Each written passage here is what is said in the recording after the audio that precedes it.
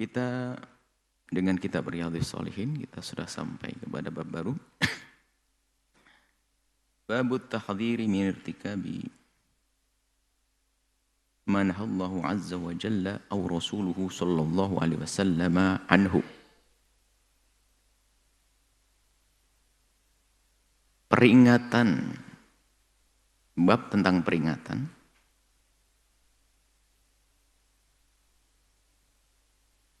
agar kita tidak melakukan manhallahu azza wa jalla yang Allah perintah larang dan juga yang dilarang oleh Rasulullah sallallahu alaihi wasallam.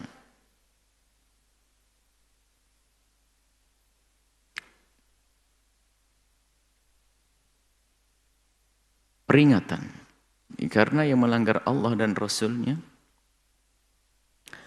akan menjadi sebab seorang itu terhinakan. Akan tapi yang perlu ditekankan pemahaman tentang yang dilarang oleh Allah dan Rasulnya. Sebelum kita membaca hadis-hadis, kita bahas tentang judul ini. Kecerdasan Imam Nawawi tentang apa yang dilarang oleh Allah. Apa sih yang dilarang?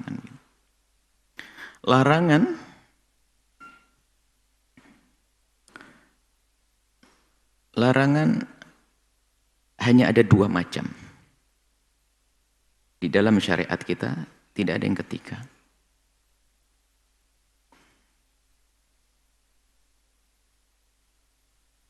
Larangan yang Allah firmankan atau baginda Nabi SAW sabdakan dalam bentuk larangan. Misalnya, wala taqrabuz zina, jangan mendekati zina. La adalah nahi. Atau yang punya makna hurrimat alaikumul maitatu waddamu wal hamul. Larangan, kalimatnya jelas dalam bentuk larangan, diharamkan, larangan, diharamkan.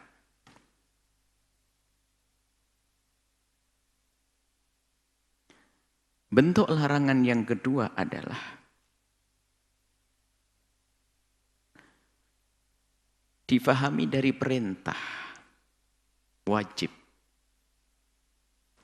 Ya, kaidahnya selagi ada perintah wajib maka secara otomatis haram untuk meninggalkannya. Jadi pelarangan dari Allah dan Rasulnya ada dua tadi. Memang betul kalimat dilarang. Naha Rasulullah naha.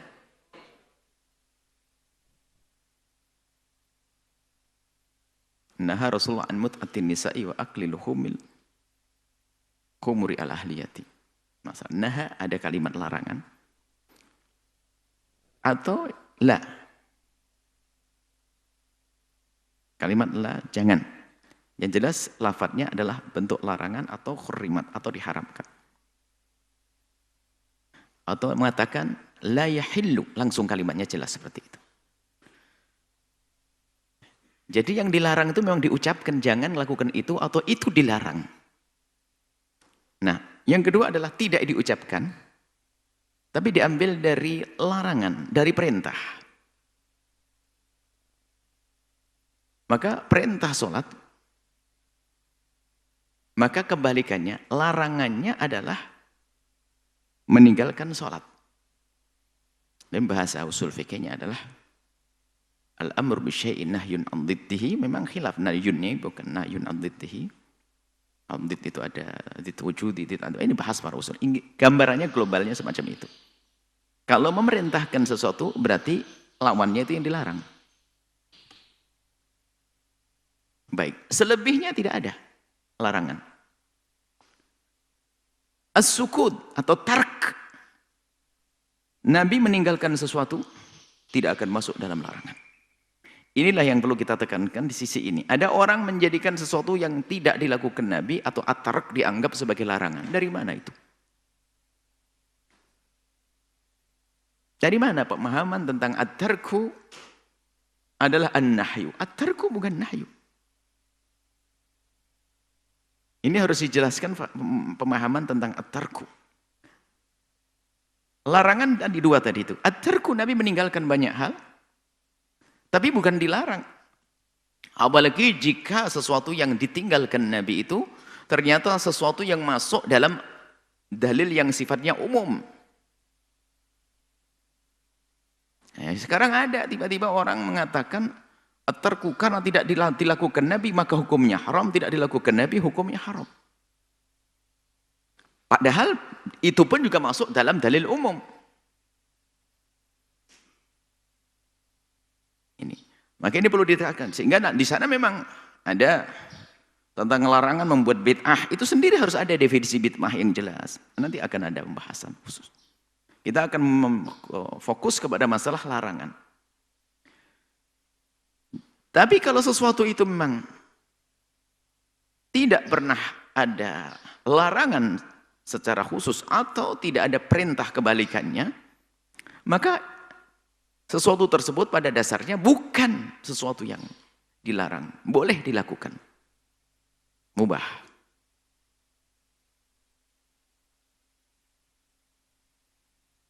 Nah ini cuman akhir-akhir ini ada orang yang menjadikan at-tarku, sehingga di saat ingin menyalahkan seseorang cukup sederhana, Nabi tidak pernah melakukannya. Nabi tidak pernah melakukannya, maka haram. Tidak semudah itu, tidak segampang itu. Kalaupun Nabi tidak pernah melakukannya, baru akan disifati haram kalau nanti berbenturan dengan dalil yang lain. Bukan karena taraknya, bukan karena meninggalkannya Nabi. Tapi ada sesuatu. Nah, apalagi di saat sesuatu tersebut bisa dimasukkan ke dalil yang sifatnya umum. Biarpun Nabi tidak melakukannya, tapi bisa dimasukkan ke dalil kepada dalil yang sifatnya umum, misalnya berzikir. Berzikir. Siapa yang melarang berzikir? Kalau zikir sangat diperintahkan, dianjurkan. Hendaknya kita berzikir dalam setiap keadaan kita. Setiap keadaan kita berzikir. Nah, kemudian ada orang zikir sendirian. Ya. Kalau berdua, ya suka-suka. Yang jelas kamu menjalankan zikir, yang diperintahkan adalah berzikir. Kalau rame-rame, ya nggak apa-apa. Kenapa? Tiba-tiba ada orang muncul. Zikir bersama tidak pernah dilakukan oleh Rasulullah. Maka karena itu haram. Duh. Sesuatu yang semula diajarkan, disyariatkan, bagaimana jadi haram. Inilah at-tarku. Bagaimana langsung dikatakan sebagai haram? At-tarku, Nabi meninggalkan banyak hal. Tapi di situ ada isyarat-isyarat dari dalil-dalil, dari sabda-sabda Nabi yang lainnya. Atau firman Allah. Kemudian para ulama di balik itu semuanya berijtihad. Munculkan satu amaliyah yang bukan diambil dari kocek beliau sendiri, bukan dari otak beliau sendiri, diambil istimbat, ada dasarnya. Termasuk diantaranya di bulan ini, lihat. Kita punya Nabi. Nabi kita Nabi Muhammad. Nabi agung. Nabi mulia. Dan hendaknya siapapun dari kita harus biasa berusaha menanamkan kecintaan di hati anak-anak kita sebelum dikuasai kecintaan kepada budaya-budaya yang tidak islami. Bahkan mungkin sebelum anak kita mengidolakan, na'udzubillah, orang yang tidak sujud, tidak kenal Allah dan Rasulnya, maka hendaknya sudah kita tanamkan dari dini tentang baginda Nabi. Setiap saat. Dengan bermacam-macam cara. Mungkin anak kita kelihatannya bakat menulis puisi. Kita ajari, coba sayang. Buatkan puisi buat abah tentang Rasulullah SAW. Tentang baginda Tauman. Atau begitu. Yang bisa nulis cerita. Saya akan cerita tentang Rasulullah, kau gambarkan lagi. Yang bisa buat komik, buat komik. Yang buat ini. Tentang dakwah, tentang perjuangan, tentang ini. Atau dikumpulkin setiap waktu tertentu dikumpulin, di situ ada satu yang baca sejarah. Baginda Nabi SAW baca sejarah. Dibaca. Boleh setiap hari, boleh setiap minggu, boleh setiap bulan, boleh. Boleh setahun sekali deh, karena anaknya pada kuliah sana sini. Setahun sekali. Di bulan apa? Terserah bulan apa saja. Di bulan Maulid, oke di bulan Maulid. Ayo, pas ke bulan Maulid Nabi. Bulan kelahiran Nabi. Ayo kumpul. Nah begini, ini kan tujuannya ada. Tiba-tiba ada orang mengatakan, itu tidak pernah dilakukan Rasulullah, maka itu menjadi haram. Loh, bagaimana at-tarku jadi haram? Nabi tidak melakukannya. Tapi kan madmun isinya adalah semua ada pada Nabi dari Nabi SAW. Lalu makanya sekarang ada kalimat hati-hati ini. At-tarku yang ditinggalkan Nabi kok menjadi haram. Alasannya untuk menghujat hanya selalu begini sederhana. Ini tidak pernah dilakukan. Kalau ini memang sebuah kebaikan, niscaya sahabat Nabi orang pertama yang melakukannya. Sahabat Nabi punya cara untuk menunjukkan kecintaan kepada Nabi. Perang bersama Nabi, bersimbah darah. Hartanya keluar habis-habisan. Bagaimana orang muhajirin, bagaimana orang ansor. Kita pelit, keluar duit aja jangan. Jarang. Cara mewujudkan kecintaan membela Nabi bermacam-macam. Hari ini nggak ada perang kita. Caranya bagaimana memerangi agar anak-anak kita tidak dijajah oleh budaya-budaya kafir, budaya-budaya yang tidak benar. Maka kita bagaimana mengenalkan anak kita dengan gebyar mengenalkan baginda Nabi Muhammad SAW. Nah, ini gara-gara kaidah tadi, gara-gara pemahaman at-tarku yang ditinggalkan Nabi tidak boleh dilakukan.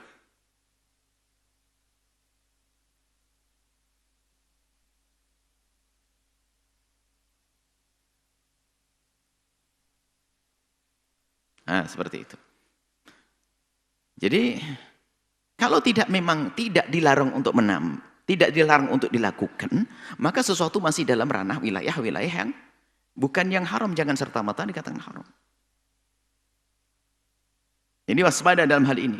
Apalagi jika hal ini bisa dimasukkan kepada sifat dalil yang sifatnya umum, misalnya zikirlah engkau, tanamkan cintailah kekasihmu Nabi Muhammad. Cinta nggak serta-merta, memang cinta langsung diomongin, kamu cintai Nabi Muhammad langsung cintai, nggak bisa dong. Harus dikenalkan dulu dong kepada Nabi. Nggak bisa cinta nggak serta-merta ini. Bukan cinta itu bukan pandangan, lihat dia langsung bisa melihat. Mencintai nggak perlu proses. Lalu bagaimana proses menanamkan kecintaan? Ya mengenalkan dulu, membaca sejarahnya dan seterusnya. Ini bukan bid'ah. Karena tarku bagaimana tarku langsung ini yang perlu kami tekankan. Makanya sebabnya adalah nah. Jangan yang dilarang di sini dimasukkan bermacam-macam. Larangan hanya dua tadi.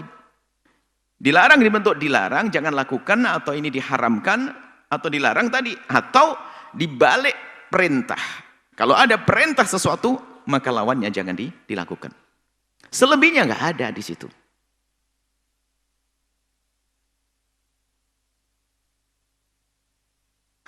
Adapun larangan kita membuat sholat yang ke-6, sholat 5 waktu saya tidak cukup. Nah ini ada babnya beda ini.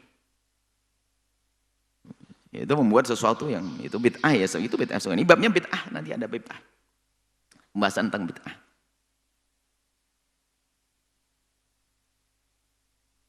Yang menjadi masalah itu tadi, sesuatu yang tidak dilakukan Nabi lalu dilakukan umat Nabi, padahal itu adalah hal baik-baik, tidak bertentangan, bisa dimasukkan kepada dalil juga, tapi ternyata disifati dengan haram, sesaat bid'ah. Ini adalah jadi masalah. Karena yang membaca hadis ini dibawa ke sana juga larangan, maka jangan yang dilarang oleh Allah dan Rasulnya, termasuk jangan mengadakan ini, itu dilarang, itu kok jadi dilarang. Maulid Nabi dilarang, ini dilarang, itu dilarang. Jadi dibawa kemana-mana. Sementara ini kita harus pahami dulu. Intinya itu di situ, pemahaman tentang apa sih yang dilarang oleh Allah dan Rasulnya. Supaya tidak kemana-mana, karena akan menjadi fitnah, permusuhan, fitnah, pertentangan. Baik, kita baca hadisnya. Qala Allah Ta'ala, Allah Subhanahu wa Ta'ala berfirman, "Wal yahdharil ladzina yukhalifuna an amrih." Amr. Awas. Waspada, hati-hati. Hukuman bagi mereka yang melanggar perintah Allah. Melanggar perintah, itulah larangan juga. Melanggar perintah. Disuruh melakukan sholat, enggak sholat. Maka kebalikannya itulah yang menjadi larangan. Orang-orang seperti itu bagaimana?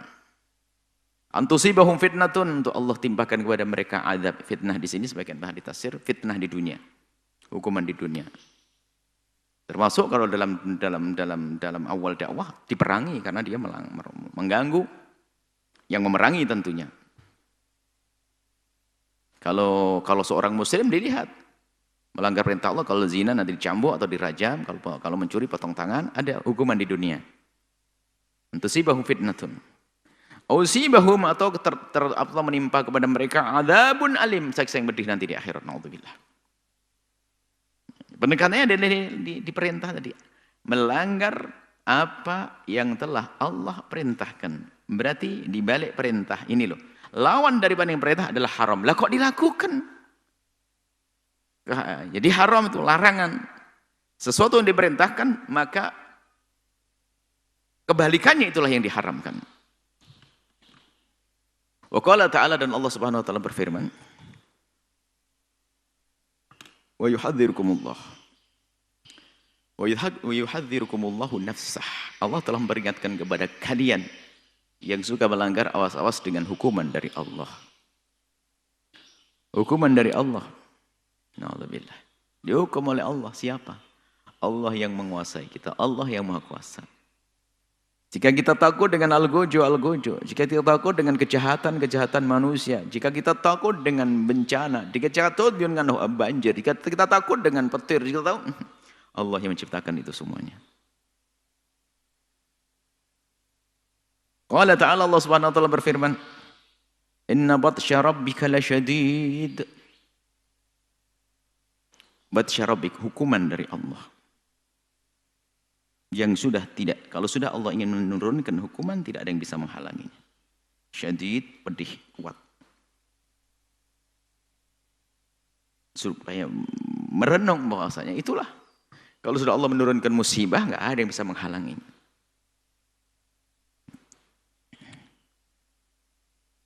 Wa kadzalika akhdhu rabbika idza akhadhal qura wa hiya dhalimatun. Begitu juga hukuman Allah. Supaya kita ambil pelajaran kepada nabi-nabi terdahulu yang umatnya membangkang, pengikut Nabi Lut dan yang lainnya. Bagaimana? Idza akhadhal qura, di saat Allah menghukum, menimpakan satu musibah kepada kampung-kampung yang zalim, bukan kampungnya yang zalim, penghuninya yang zalim. Allah balik bumi. Hujan batu, tofan, dan seterusnya. Inna akhdahu alimun syadid. Hukuman Allah sangat pedih dan sangat kuat. Nah, ini riwayat hadis ayat firman-firman Allah ini memberikan peringatan kita agar jangan melanggar Allah, jangan melakukan yang dilarang Allah karena hukumannya ini. Makanya tadi kita kasih mukaddimah, yang dilarang itu yang apa sih gitu loh, supaya tidak kemana-mana.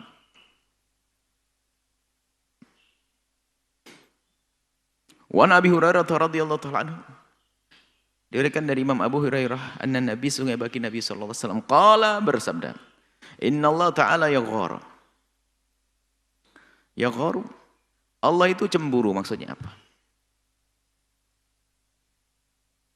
Tidak senang jika ada umat, jika hambanya melanggar.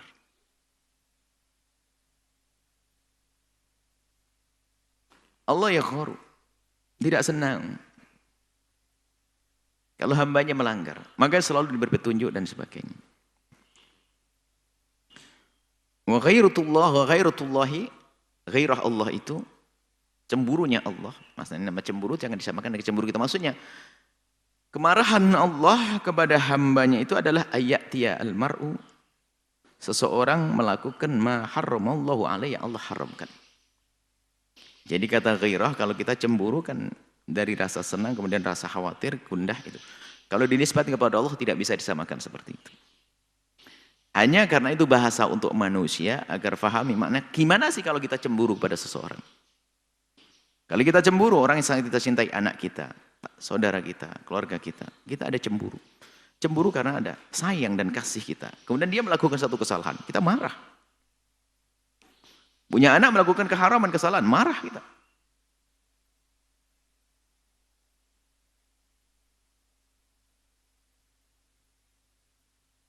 Inna Allah Ta'ala itu yang diharamkan, maka Allah marah. Sehingga Allah ngasih petunjuk, ngasih rambu-rambu. Kalau kamu melanggar, aku marah. Ini yang harus kita paham. Kalau sudah murka Allah, Allah murka, na'udzubillah. Baik. Kemudian selanjutnya bab selanjutnya ada hubungannya dengan ini semuanya. Kita manusia dengan kelemahan kita, yang sudah berusaha untuk menghindari dari yang haram. menghindar dari yang dilarang oleh Allah dan Rasulnya, berusaha untuk menjalankan apa yang diperintahkan oleh Allah dan Rasulnya. Tapi kok masih kepleset kita, masih terjerumus kita. Bagaimana?